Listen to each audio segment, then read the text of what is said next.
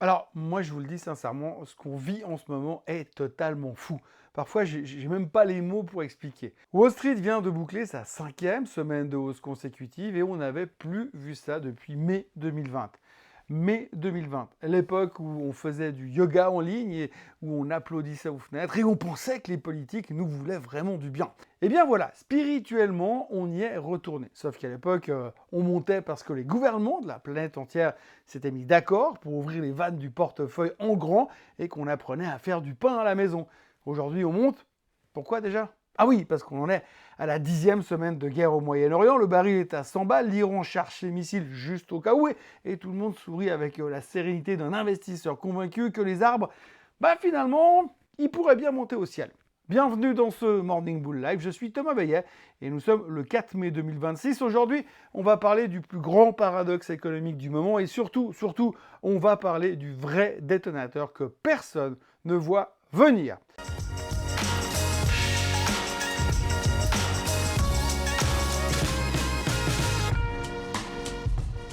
Cette émission vous est présentée par Swissquote.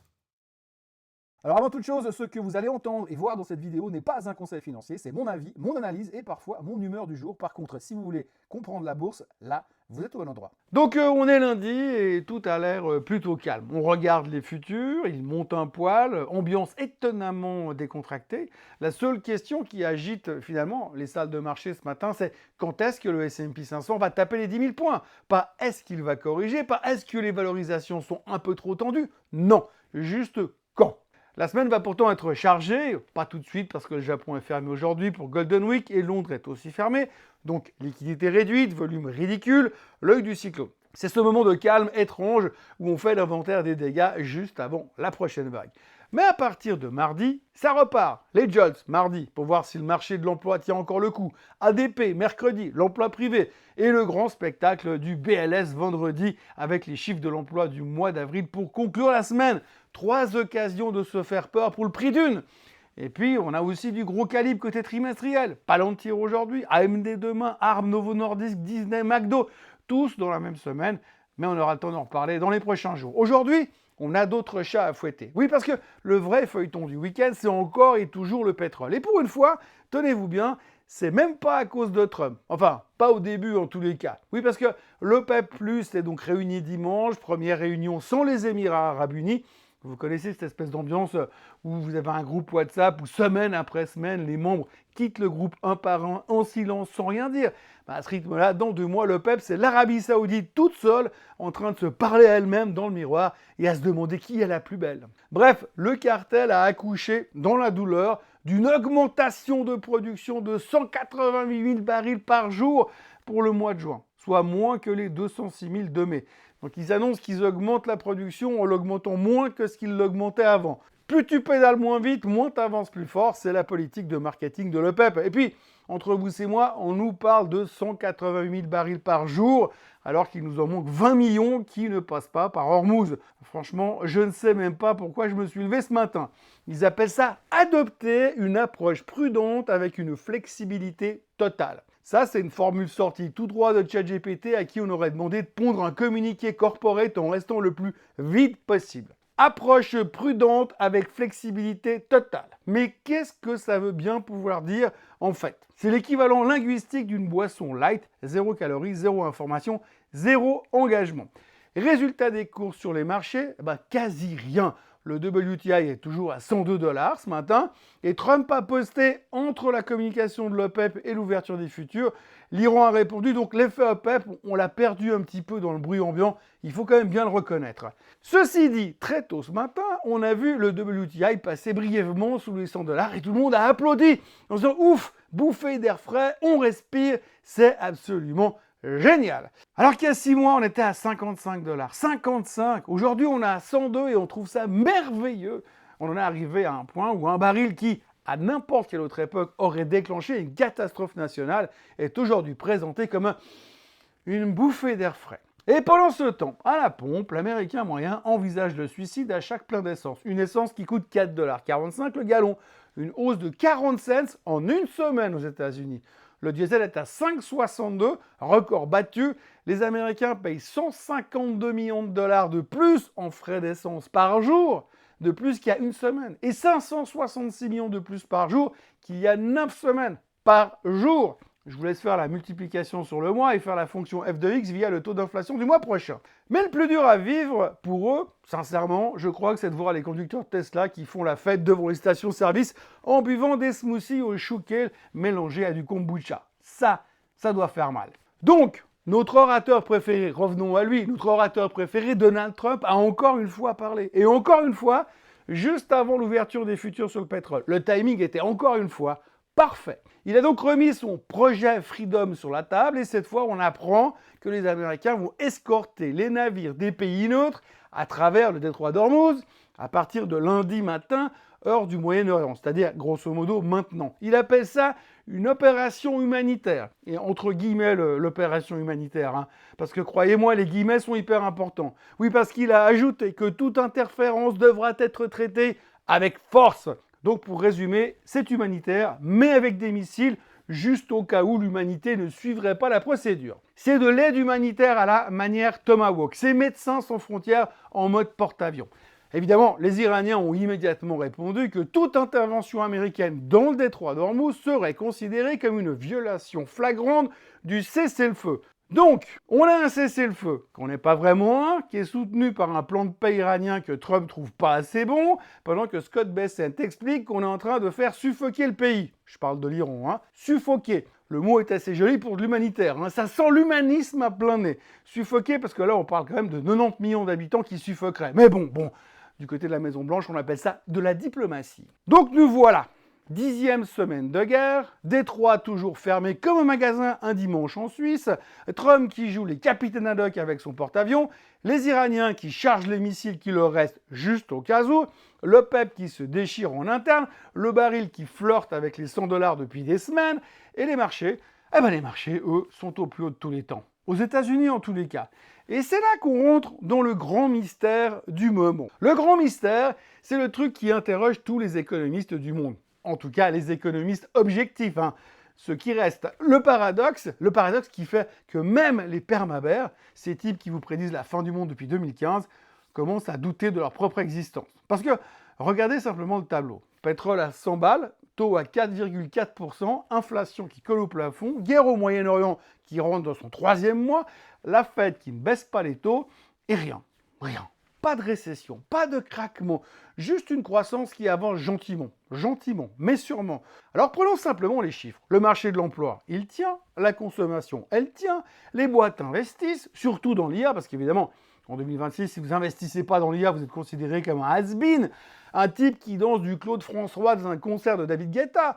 Le PIB américain progresse, lentement mais sûrement, les licenciements restent contenus. Sur le papier, le tableau est presque idyllique. Sauf que quand vous ouvrez le capot de cette magnifique mécanique, eh bien vous découvrez qu'elle tourne sur 3 cylindres et demi. Et les 3 cylindres et demi en question, ils s'appellent les riches, les très riches et les très riches. Alors, il faut quand même appeler un chat un chat. La résilience américaine actuelle, c'est essentiellement l'effet richesse en mode stéroïde. Les marchés montent, les portefeuilles gonflent, les ménages aisés prennent leurs bénéfices boursiers et les claquent. Et tout ce petit monde maintient le PIB américain à flot. La théorie est connue depuis Keynes, vérifiée 1000 fois. Quand vous voyez votre patrimoine augmenter de 30%, vous changez la cuisine, vous prenez l'option VIP au concert, vous offrez un séjour aux Maldives à toute la famille. Et en ce moment particulier, vous vendez la Range Rover SVR pour acheter une voiture électrique. N'importe quelle voiture électrique. C'est l'effet Greta meet Wall Street. Et pendant ce temps, en bas de l'échelle, c'est une autre histoire, hein. L'autre moitié de l'Amérique, celle qui n'a pas de portefeuille chez Robinhood, celle qui paye son plein d'essence à 4,45 le gallon, celle qui regarde le ticket de caisse de Walmart en se disant « il y a un truc qui cloche quand même », eh bien cette moitié-là, elle galère. L'épargne post-Covid s'est évaporée comme une promesse de campagne électorale, les salaires ralentissent massivement et le pouvoir d'achat se fait grignoter façon castor un dimanche après-midi. C'est ce qu'on appelle pudiquement l'économie en K. Les uns montent et les autres descendent. Et statistiquement, on fait semblant que tout va bien parce que la moyenne, elle reste à peu près stable. C'est comme la statistique du gars qui a la tête dans le four et les pieds dans le congélateur. En moyenne, il est confortable. Aujourd'hui, on appelle ça consommation résiliente. Le marketing a beaucoup progressé, l'économie un tout petit peu moins. Mais le truc qui fascine vraiment, c'est que ce déséquilibre, il tient. Il tient depuis vachement longtemps. Tous les économistes annonçaient la récession pour Q3 2024 et on attend toujours. La récession, c'est devenu une espèce de prophétie auto-différée. Plus on l'annonce, plus elle recule. Un peu comme si l'économie américaine s'amusait à lire les rapports des analystes pour faire exactement le contraire par pur esprit de contradiction.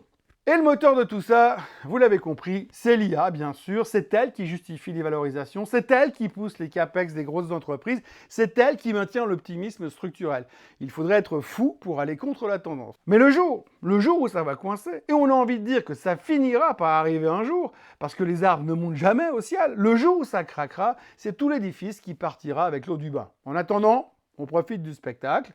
Le pays est de plus en plus divisé, financièrement, économiquement, politiquement. Mais bon, jusque-là, tout va bien. Comme d'habitude, c'est la blague du gars qui tombe du 50e étage et quand il passe devant le 25e, il dit « Bah, jusque-là, ça va. » En effet, jusque-là, ça va. Et puis maintenant, on arrive au plat de résistance. Le Japon, ce pays merveilleux où les cerisiers sont en fleurs toute l'année et où la Banque centrale a passé 30 ans à essayer de faire renaître l'inflation.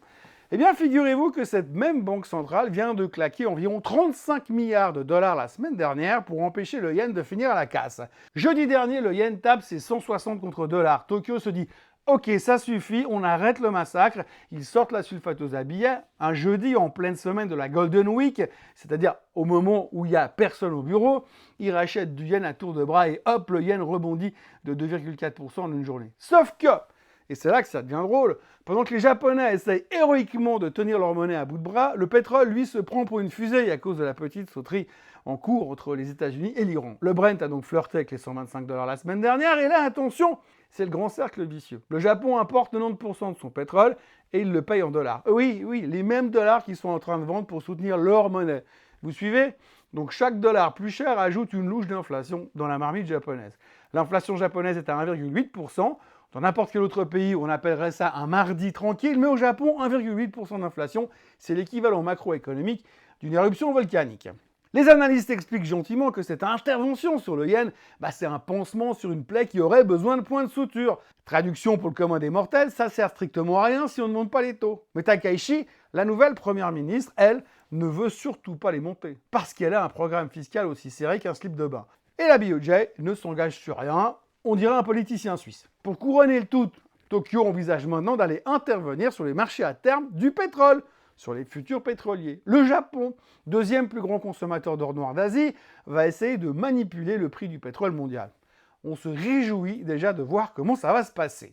En attendant, le 10 ans japonais est à nouveau autour des 2,5%. Pour les jeunes parmi vous, je précise, on n'avait plus vu ce genre de niveau depuis l'époque où Bill Clinton expliquait à la télé qu'il n'avait pas eu de relation sexuelle avec cette femme. C'est très très vieux.